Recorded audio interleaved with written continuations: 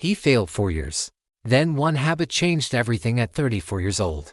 Marcus Webb had failed at everything he had ever tried: business, relationships, even sobriety. He was standing on the edge of a bridge at 2 a.m. on a Tuesday. And that's where this story actually begins, the night Marcus Webb stood on the Harlow Street Bridge. The city below him didn't care.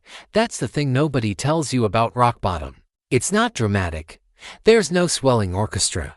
No slow-motion camera pulling back to reveal your smallness against the universe.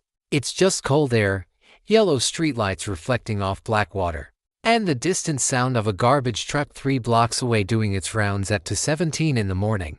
Marcus wasn't sure how long he'd been standing there. Long enough that his fingers had gone numb around the iron railing. Long enough that he'd stopped crying. Long enough that the thought, "just let go," had gone from terrifying to quiet, almost reasonable. He was 34 years old. He had $1,143 in a bank account he hadn't opened in 3 weeks because he couldn't face the number. He had a phone with a cracked screen and 17 unread messages from a woman named Diane, who had been his wife for 6 years before the drinking made her a stranger in her own home. He had a storage unit on the east side of town filled with the inventory of his third failed business, handcrafted leather goods that nobody had wanted to buy. And he had a gray duffel bag in the back seat of a 2009 Honda Civic parked 2 blocks from the bridge, which contained everything he still owned that wasn't already sold or repossessed. 3 failed businesses, 2 stints in rehab, 1 divorce, 1 daughter he hadn't held in 14 months. Her name was Lily. She was 5 years old. And she had her mother's eyes and Marcus's stubborn chin. And she had once, back when things were different. Back when Marcus was a different person, or at least believed he was. She had once fallen asleep on his chest during a thunderstorm and whispered, "You smell like home, Daddy." He thought about that a lot on the bridge. He thought about Diane too, but differently, with guilt, mostly. Diane had loved him the way only the truly courageous can love someone. She had seen the collapse coming and had refused to look away until the last possible moment, until looking away was the only thing left that would save herself. He didn't blame her. He admired her, even now. Especially now. But Lily didn't have a choice. Lily was 5. And 5-year-olds don't get to choose whether their father disappears or not. They just wake up one day and he's not there anymore. And the adults in their life try to find gentle words. And none of those words are ever gentle enough. Marcus thought about Lily's face. And that's what stopped him. Not a flash of insight. Not a voice from the universe. Not a stranger appearing out of nowhere to give a moving speech. Just the memory of a little girl's face, looking up at him like he was something worth trusting. He let go of the railing. He walked back to his car. He sat in the driver's seat for 40 minutes without turning the engine on. And then, because he had nowhere else to go and nothing else to do, he drove to a 24-hour diner called Mabel's on Route 9, sat in a corner booth, ordered a black coffee he couldn't afford, and stared at the grease-stained laminate tabletop while the world kept turning, without his permission. His name was Theodore Okafor, and he was 71 years old. And he had been eating breakfast at Mabel's diner every Tuesday and Thursday at 2:30 in the morning for 11 years. He was a large man, broad-shouldered, with close-cropped silver hair and the kind of deliberate stillness that you usually only see in people who have survived something enormous. He wore a navy blue cardigan with a small American flag pin on the lapel. And he was reading a paperback book with a cracked spine. And he ordered the same thing every time, 2 scrambled eggs, wheat toast, and a glass of orange juice that he never finished. Marcus didn't notice him at first. He was too busy staring into his coffee, doing the kind of math that has nothing to do with numbers. The relentless, punishing arithmetic of regret, where you add up every bad decision and every wasted year and every person you've hurt, and you keep arriving at the same sum, not enough. It was Theodore who spoke first. "You want to know what's strange?" the old man said. Without looking up from his book, Marcus looked up.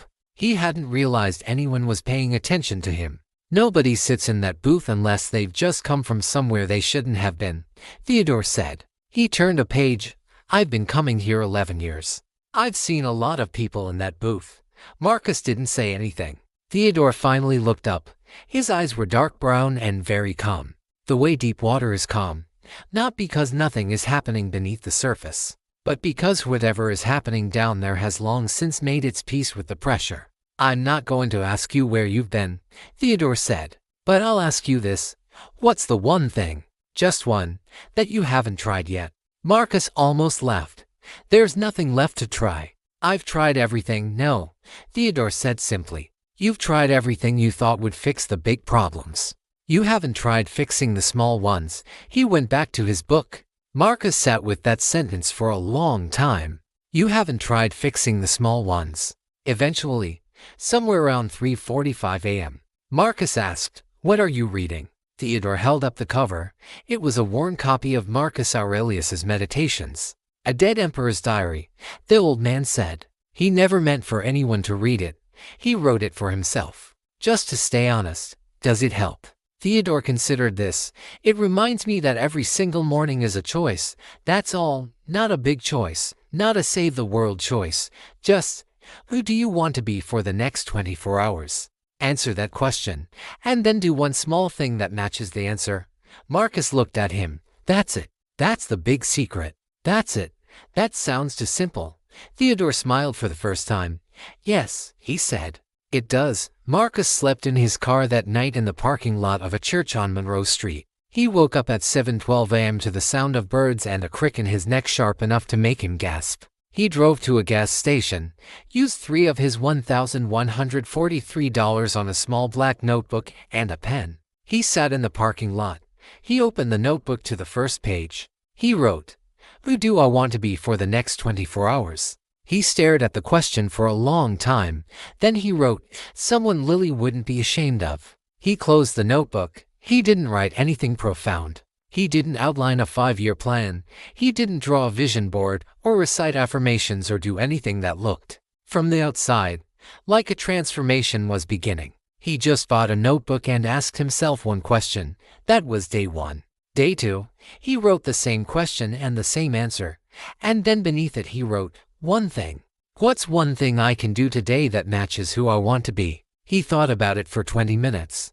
Then he got out of his car, walked into the library on 5th Street, and asked the librarian, a young woman named Carmen with paint-stained fingernails, whether they had any books on starting a business. She led him to a shelf. He sat in a chair for 4 hours and read. He didn't have a plan. He didn't have capital. He didn't have contacts or a product or a pitch. He had 4 hours and a library card he'd forgotten about. That was day 2. Day 7, he called his sponsor from his second rehab stint, a man named Robert, who had once been a functioning alcoholic for 20 years before becoming one of the most relentlessly optimistic people Marcus had ever met. Robert answered on the second ring, which meant he'd been waiting, because sponsors always wait. "I was wondering when you'd call," Robert said. "I almost didn't," Marcus said. "I know," Robert said. "But you did." They talked for an hour and a half. Robert helped Marcus find a men's shelter that had a work program.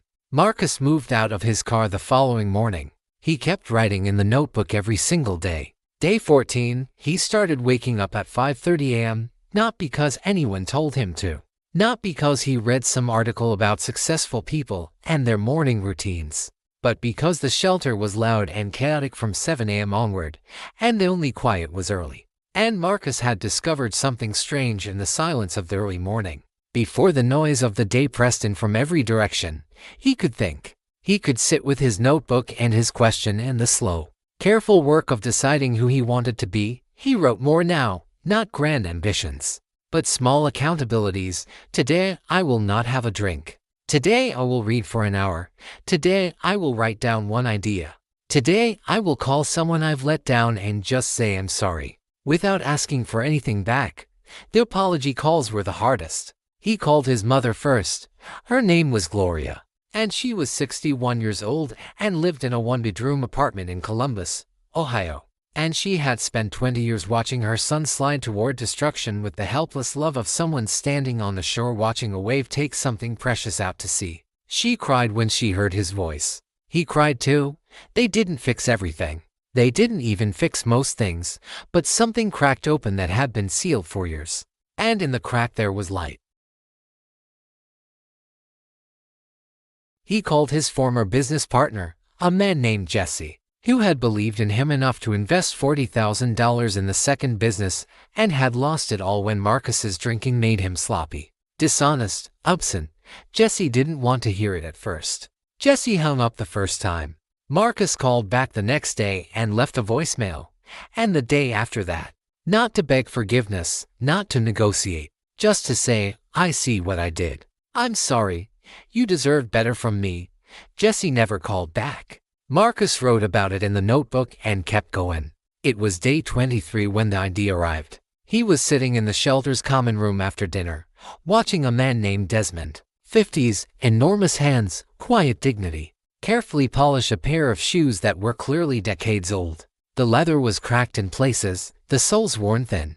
But Desmond worked on them with a small brush and a tin of polish like he was restoring something sacred. Marcus watched him for 10 minutes. "What kind of polish is that?" he asked. Desmond looked up. "Kiwi," he said. "But the technique matters more than the brand." Marcus watched him finish the shoes. When Desmond held them up, caught the overhead light with a warmth they hadn't had before.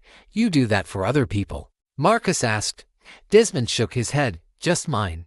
Marcus nodded slowly. He went back to his cot and opened his notebook. He had the leather goods skills from his third failed business. He knew how to work with leather, repair it, condition it, restore it. He'd been good at it, actually. He'd failed not because the product was bad, but because he'd been a mess of a person trying to run a business.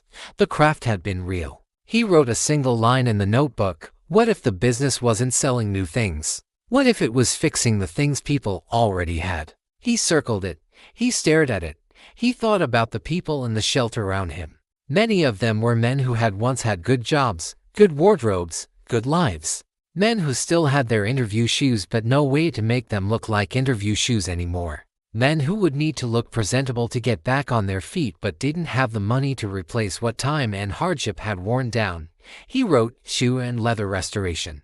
Affordable, sliding scale, teach it too." He didn't sleep well that night. Not from anxiety, from electricity, from the specific, almost painful feeling of an idea that fits. Month 2. Marcus got a job washing dishes at a restaurant called Harbor Light on the waterfront. The pay was $1,350 an hour. He worked 40 hours a week and saved every dollar he didn't spend on essentials. He also, on his days off, would set up outside the shelter with a folding table, a brush, a tin of polish, and a handwritten sign that said, "Free shoe shine, tips welcome."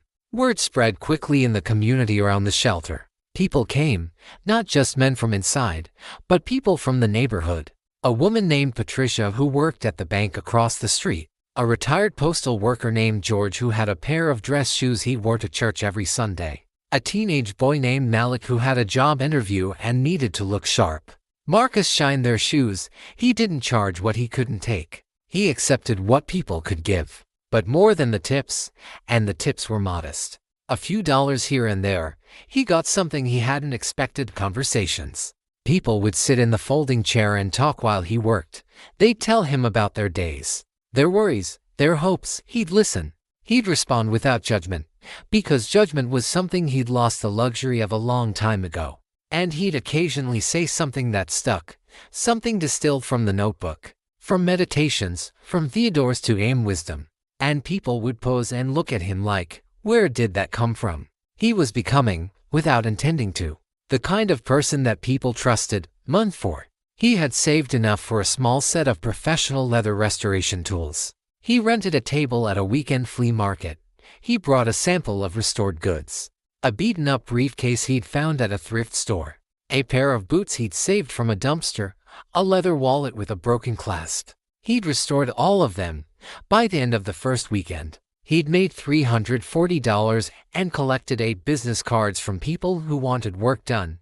He sat in his car, a different car now, a 2015 Toyota he'd bought for $4,200 from a man named Phil who ran a small lot near the highway. And he opened his notebook. He wrote, Day 122. First real money from something I built. Don't rush this, don't blow it, one day at a time. He hadn't had a drink in 122 days. He still wrote in the notebook every morning at 5:30. He still asked the same question, who do I want to be for the next 24 hours? The answer had grown more detailed over time, more specific, more personal. But the core of it never changed. Someone Lily wouldn't be ashamed of. Month 7. He had a website, built free with a template, photographed on his phone. Every picture taken in good natural light outside the shelter where he still lived. He had a name, Reclaim Leather Co. He had a tagline he'd spent 3 days writing in the notebook. Iterating, crossing out, rewriting. What's worn down can be made worthy again. He didn't know, when he wrote it, that he was also writing about himself. He had 12 regular clients. He had a waiting list of 6. He had a small feature in a local lifestyle blog called Neighborhood Stories, written by a woman named Priya, who had found him at the flea market and asked if she could write about what he was doing. The article went live on a Wednesday. By Friday, he had 43 new inquiries. He sat on the edge of his shelter cot and read through them, one by one, and he had to set the phone down twice because his hands were shaking. Robert called to congratulate him. "Don't forget where you came from," Robert said. "I won't," Marcus said. "No, I mean that as a positive thing," Robert said. "Where you came from is what makes this real. Don't run from it, use it." Month 9. He moved into a studio apartment on Crane Street. It was small, barely big enough for a bed, a workbench, and a table where he kept the notebook, but it had a window that faced east. And on the first morning he woke up there, the sunrise came through it like something he'd earned. He wrote in the notebook, as he always did. But that morning, after he wrote the question and his answer, he did something different. He turned to a fresh page and wrote a letter. It was addressed to Lily. He didn't send it. He knew he wasn't ready, and more importantly, he knew she was too young, and he knew that the path back to her ran through Diane, and that road required more than 9 months of effort. It required proof, sustained and unshakable, that he had changed not for a season but for life. But he wrote the letter because he needed to say it somewhere, needed to put words to the invisible engine that had been driving him every single day through the notebook entries and the early mornings and the dishwashing shifts and the flea market tables and the apology calls. He wrote, "Lily, I don't know when you'll read this, or if you ever will. You're 5 right now. By the time you understand any of this, you might be a teenager, or grown, or someone your 5-year-old self couldn't imagine. I don't know. What I want you to know is this: every single day, when I wake up, the first thing I think about is you. Not in a sad way, in the way that reminds me why the day matters. I was lost. I want you to know I was lost, not because I want your sympathy, but because I want you to understand that being lost isn't the same as being gone. And it isn't the same as being too far to find your way back. I found my way back. Not all the way, not yet. But I'm walking toward you. One day at a time. Wait for me. I'm coming." Dad closed the notebook. He made coffee. He got to work. Month 13. Reclaim Leather Co. now had a real workshop. A rented space in a shared artisan building on the east side of the city.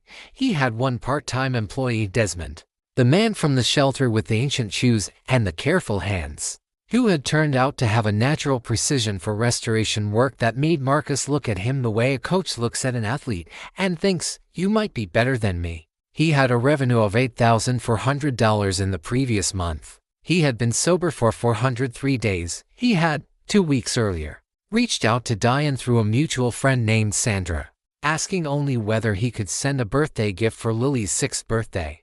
There had been silence. Then, on a Thursday afternoon in November, while Marcus was working on a saddle that had come in from a ranch 2 counties over, his phone buzzed. It was Diane. He wiped his hands on a cloth and stood very still for a moment. He answered. "Hi," she said. "Hi," he said. There was a long pause. "Sandra showed me the article," Diane said, "the one from the blog. And then I found a few others, and I've been watching from a distance. For a while." Marcus didn't say anything. He let her lead. "I need you to understand something," Diane said carefully, and her voice had the controlled precision of someone who has rehearsed this sentence many times. This isn't me coming back. I'm not there. I don't know if I'll ever be there. And I need you to respect that." "I know," Marcus said. "I do. But Lily." Diane paused. He heard her exhale. "She asks about you. She has for months. She found a picture of the 2 of you. I don't even know where. And she carries it in her backpack. I found it during laundry last week." Another pause. "She carries it every day to school." Marcus closed his eyes. I'm not asking you to be her father in a moment, Diane said. I'm asking you to earn it, slowly, with a therapist involved. On my terms, yes, Marcus said. It came out without hesitation, without negotiation, without anything but the absolute, bone-deep certainty of a man who has been walking towards something for 403 days and just caught a glimpse of it on the horizon. Yes, whatever you need, however long it takes. Yes, the silence on the line was different now, softer. Okay, Diane said. I'll have Sandra send you the contact information for the therapist, thank you, Marcus said. Diane, I know I don't deserve, don't, she said. Just do the work, that's all I want. I will. She hung up. Marcus stood in the middle of his workshop, a half-restored saddle on the workbench in front of him, the afternoon light coming through the narrow windows in long golden angles. And he let himself feel everything, all of it, the grief and the gratitude and the long, accumulated weight of 403 days of getting up and asking one question and doing one small thing. And then he picked up the leather tool and got back to work. He kept a ritual every morning, before anything else, before coffee, before the workbench, before checking his phone, the notebook. The question had never changed. Who do I want to be for the next 24 hours? On day 500, 500 mornings of sitting with that question, 500 entries in a series of notebooks he now kept on a shelf above his workbench. 7 notebooks total, each one filled with the handwritten archaeology of a man climbing back to himself. On day 500, Marcus wrote something different. He wrote the question, then he wrote, someone Lily isn't ashamed of. Then he crossed out isn't ashamed of and wrote, for the first time, someone Lily is proud of. He stared at that for a long time. Proud of. It was a different word than not ashamed of. It pointed somewhere new, not backward at the wreckage, but forward at the possibility. He thought of Theodore Okafor at the 24-hour diner, an old man with a paperback copy of a dead emperor's diary, sitting at 2:30 a.m. and asking questions instead of giving answers. He'd gone back to Mabel's diner 4 times in the past year, hoping to find Theodore. The staff knew who he meant. The old man who came every Tuesday and Thursday in the navy blue cardigan. But they told Marcus that Theodore had stopped coming about 8 months ago. Marcus never found out what happened to him. He chose to believe that Theodore was okay, that somewhere out there, a 72-year-old man with dark, still eyes was sitting in some other diner at some other strange hour, reading his battered meditations, asking questions at the right moment to the right broken person. Marcus hoped that, someday, he could be that for someone else. He was starting to think he already was. Month 17. The first time Marcus saw Lily in 15 months. She was wearing a yellow rain jacket and red rubber boots and standing in the doorway of Diane's house, and she was 6 years old. And she looked at him for a long, searching moment, the way children look at things they're trying to match to a memory. And then she said, "Daddy, you look different." "I am different," Marcus said. She seemed to accept this completely, the way only children can accept enormous things. And she held out her arms. He held her. He had promised himself he wouldn't cry in front of her, because he didn't want the first reunion to be about his feelings. He wanted it to be about her. He broke that promise inside about 4 seconds. She patted his back while he cried, this small 6-year-old in a yellow rain jacket, patting her grown father's back the way she must have seen adults comfort each other. And she said, in her solemn 5-now-6-year-old voice, "It's okay, Daddy. You're here now. You're here now." Later that evening, after the visit had ended and he'd driven home and sat in his parked car outside his apartment building for 20 minutes doing nothing, Marcus opened the notebook. He wrote, Day 510, I held Lily today. She said, "You're here now." He wrote, "I'm here now." Then he sat quietly and let the sentence fill the whole space around him. 2 years after the bridge, Reclaim Leather Co. had become something Marcus hadn't planned and couldn't have predicted. It was still a business, a real one now, with 3 full-time employees including Desmond, and a 6-week backlog of orders, and a wholesale arrangement with a boutique chain that sold restored vintage leather goods as part of a sustainability line. Marcus was making more money than he'd ever made in any of his previous 3 businesses combined, but the part that he was most proud of, the part that had grown, without strategy, from the same root as everything else, was the Saturday workshop.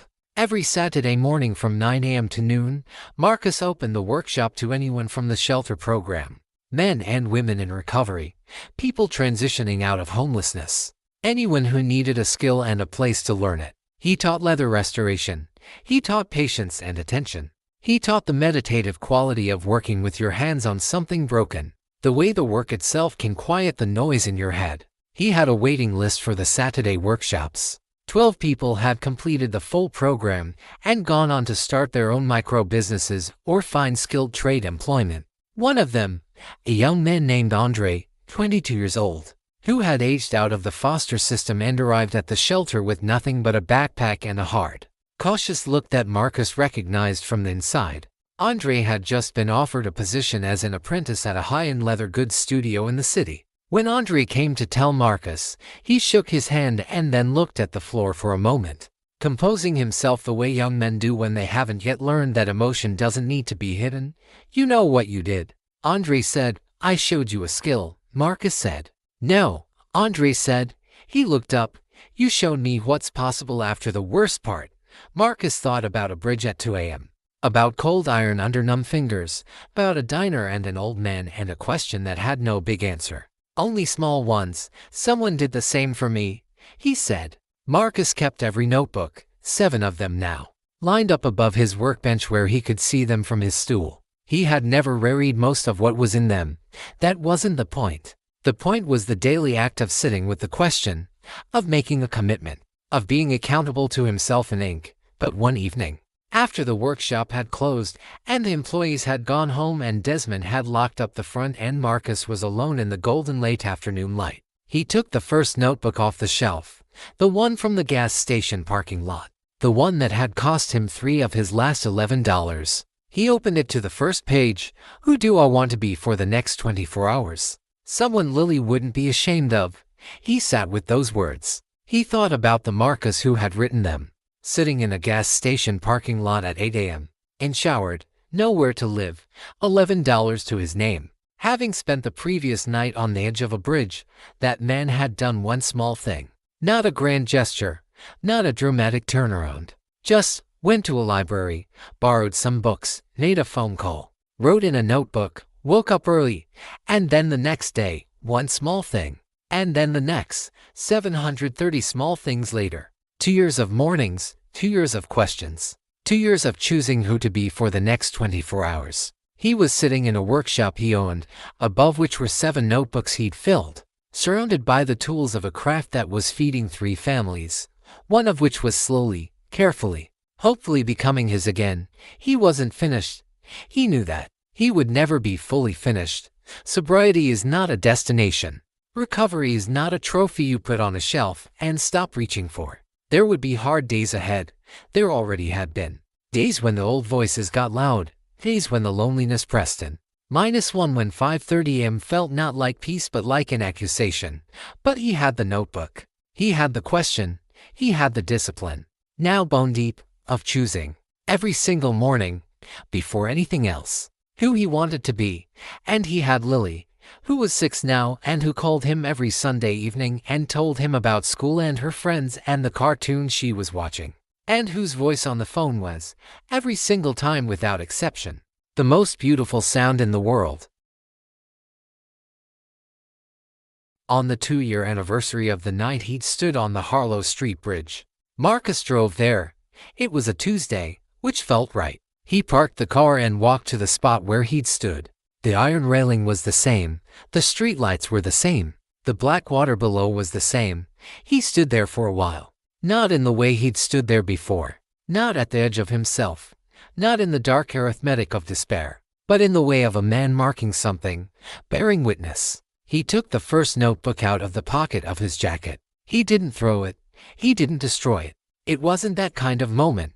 He just held it. He thought about Theodore Okafor and his paperback meditations, and his 2 eggs, and his unfinished orange juice. He thought about Mabel's diner at 2:30 a.m. He thought about You Haven't Tried Fixing the Small Ones. He thought about Desmond polishing his ancient shoes in a common room. He thought about Andre and his cautious eyes and his new apprenticeship. He thought about Robert, who had picked up the phone on the second ring. He thought about Gloria, his mother, who cried and kept crying and kept calling. He thought about Jesse, who never called back, and the apology that still mattered even without a response. He thought about Diane, careful and brave, setting terms and holding them.